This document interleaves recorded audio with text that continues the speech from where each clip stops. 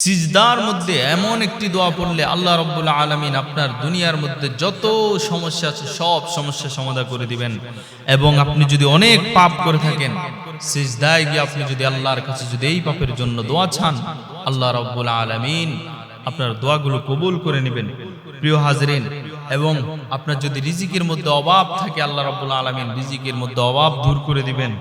যেই দোয়াটি আমরা সকলে জানি, মূলত আপনাকে এই দোয়াটি করতে হবে তাহাজ্জুদের সিজদায়।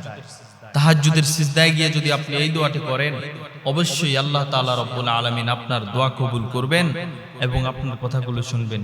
এই আমলটি খুব পরীক্ষিত একটা আমল, যে আমলটি আপনাকে শর্ত হলো করতে হবে, সব নামাজি গিয়ে করা যাবে না। এই আমলটি করতে হবে তাহাজ্জুদের সিজদায়। প্রিয় হাজরিন, যখন তাহাজ্জুদের সময় হয়, আমার রব তখন প্রথম আসমানে আসে। হাদিসের মধ্যে আছে প্রথম আসমানে আসে। আসার পরে মানুষদেরকে সম্বোধন করে বলতে থাকে, কার না ঋণগ্রস্ত, কে না আসো দুনিয়ার মধ্যে ঋণগ্রস্ত, আসো আমার কাছে ঋণ থেকে মুক্তির দোয়া করো, আমি তোমাকে ঋণ থেকে মুক্তি দিব। কে আসো দুনিয়ার মধ্যে তোমার রিজিকের মধ্যে অনেক অভাব অনটন, আসো আমার কাছে চাও, আমি তোমাকে দিব। কে আসো দুনিয়ার মধ্যে তোমার ঘর বাড়ি নাই, আসো আমার কাছে চাও, আমি তোমাকে দিব। এইভাবে আল্লাহ তাআলা রব্বুল আলামিন সকলকে ডাকতে থাকেন। রব্বুল আলামিন যখন এইভাবে আপনাকে আমাকে যখন ডাকেন, এমন সময় আমরা কি করি আপনি চিন্তা করেন। এই সময়টা আমার কিভাবে কাটে, আমার আপনার কিভাবে কাটে আপনি চিন্তা করেন। এই সময়টা হয়তো আমরা এই রাতের শেষ অংশে আল্লাহ তাআলা রব্বুল আলামিন সবাইকে ডাকেন তাহাজ্জুদের সময়।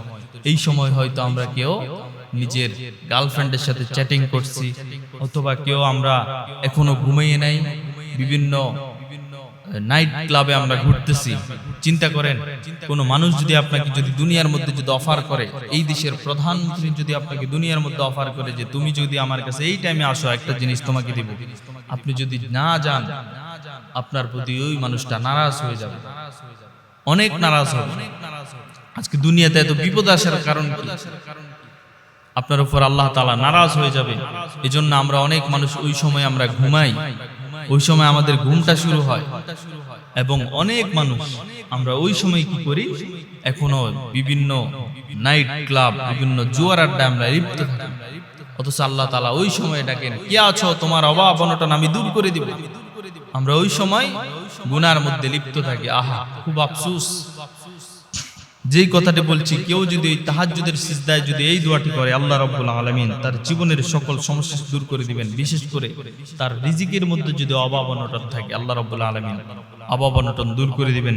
সেই দোয়াটি হলো, আমরা সকলে জানি সূরাতুল বাকারার একটি দোয়া, রব্বানা আতিনা ফিদ দুনিয়া হাসানাতাও ওয়া ফিল আখিরাতি হাসানা ওয়া কিনা আযাবান নার।